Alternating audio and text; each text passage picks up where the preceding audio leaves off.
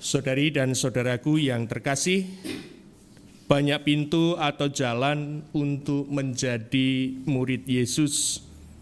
Ada yang sejak kecil menjadi Katolik karena iman orang tuanya yang sejak semula adalah Katolik. Ada mereka yang menjadi Katolik karena perkawinan. Tapi ada juga yang ingin memulai dari nol untuk menjadi Katolik yang sebelumnya memang dari luar Katolik. Setelah mereka menjadi Katolik, ternyata masih terdapat aneka macam motivasi orang mengikuti Yesus. Ada orang yang begitu bersemangat menjadi murid Yesus kalau ia merasa beruntung. Ketika tidak ada sesuatu yang menguntungkan, lantas bertanya, apakah Allah itu adil? Ada orang yang motivasinya dalam beriman justru semakin kuat ketika orang ada dalam situasi krisis, ada dalam situasi sulit dalam hidupnya. Tetapi memang ada yang sungguh menjadi orang yang tulus sampai akhir hidupnya mengikuti Yesus. Tetapi dari aneka macam situasi, tak jarang itu menjadi jalan untuk mundur, untuk jauh dari apa yang dikehendaki oleh Allah sendiri. Tentu motivasi-motivasi itu akan ditemukan dan semakin teruji dalam aneka macam pengalaman hidup yang tidak selalu sama atau selalu berubah.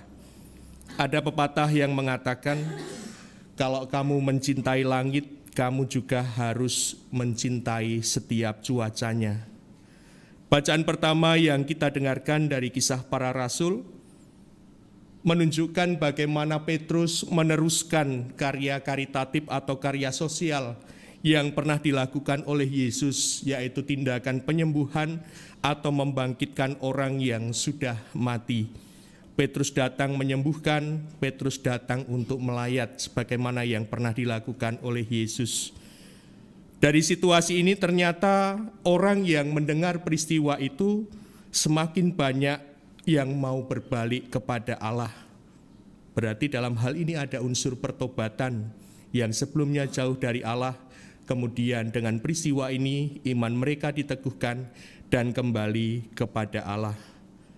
Eneas sudah 8 tahun terbaring di tempat tidur karena lumpuh.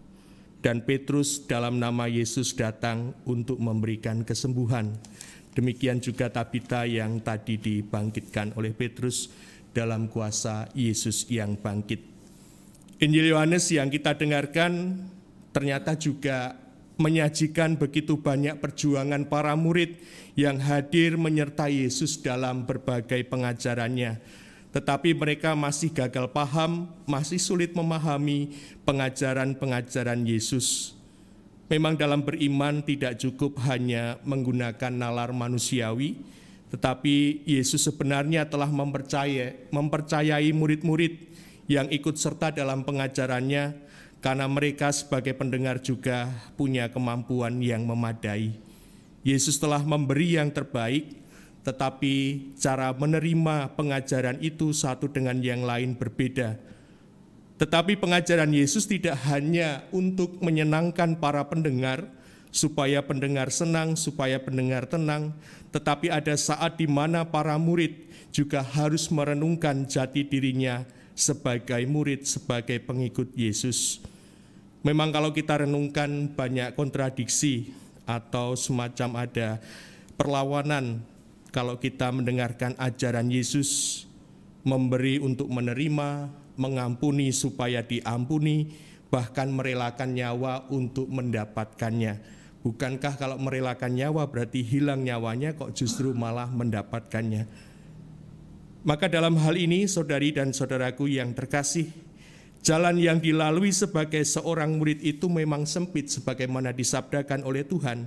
Dan hanya mereka yang dikaruniai dan ditentukan untuk itu akan menikmatinya sampai pada akhir, di mana mereka juga akan menerima janji keselamatan dari Tuhan.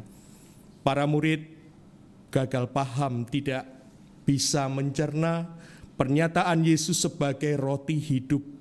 Mereka tidak menerima Yesus sebagai anak Allah. dan akhirnya banyak murid yang memutuskan untuk mundur.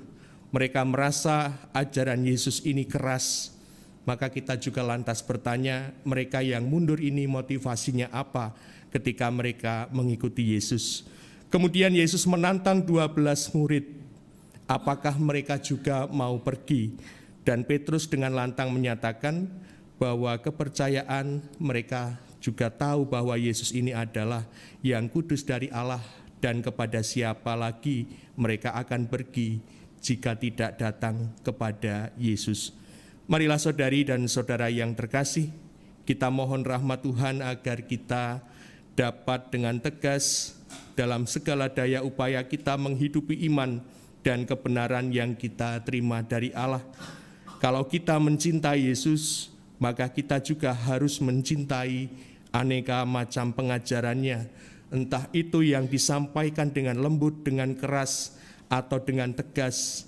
Dan penerimaan kita juga mau menunjukkan mutu hidup beriman kita kepadanya. Lantas kita juga perlu bertanya, apa yang harus aku lakukan agar aku tidak lari darinya? Kemuliaan kepada Bapa dan Putra dan Roh Kudus.